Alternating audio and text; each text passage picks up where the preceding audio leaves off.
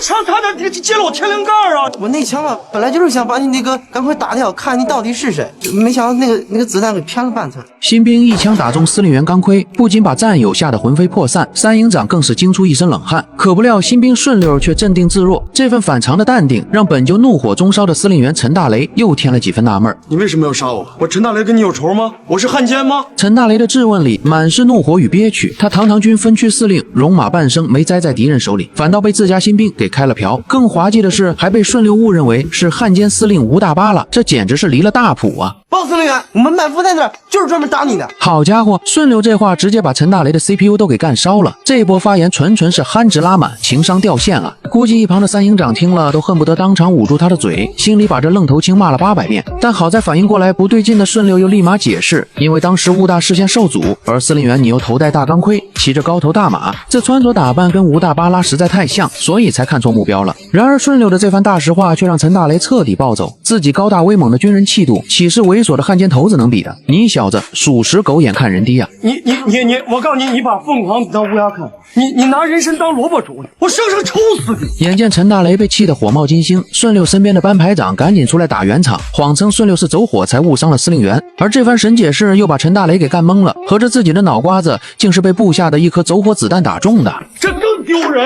老话说得好，走火的子弹最要命，他平时他什么都打不中，走火一打一个准。顺溜和班排长的解释简直是越描越黑。虽然6分区只有不到1个营的兵力，可却是人才辈出啊！短短1天时间，陈大雷就经历了被误击加被认成汉奸的双重暴击，这让6分区的2号司令三营长那是压力山大，被陈大雷训得头都不敢抬了。说来说去，还是你这窝囊营长失职，你的兵战场素质差，遇着什么事儿就紧张走火。陈大雷这话表面上骂三营长带兵失职，可实则是把自己差点被自家兵爆头的憋屈与后怕一股脑都撒在了三营长头上了。因为在战火纷飞的年代，走火的子弹远比敌人的冷枪更致命，而为了平息司令员的怒火，快被骂傻的顺溜跟班排长终于找对了方向。顺溜表示，我当时就是故意打掉你钢盔的，只为了一探究竟，看看你到底是不是吴大巴了。最关键的是还描述了几人发现是司令员后魂飞魄散的惊恐场面，试图以此来博取司令员同情。当时我就看着司令员你从那个马上掉下来以后，不是从马上掉下来啊，